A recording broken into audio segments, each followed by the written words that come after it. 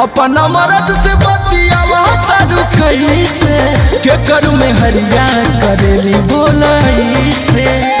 अच्छा तू का करत रहो प्यार मन रहे तो हक पिया जूझला हो बाकी वैसे तो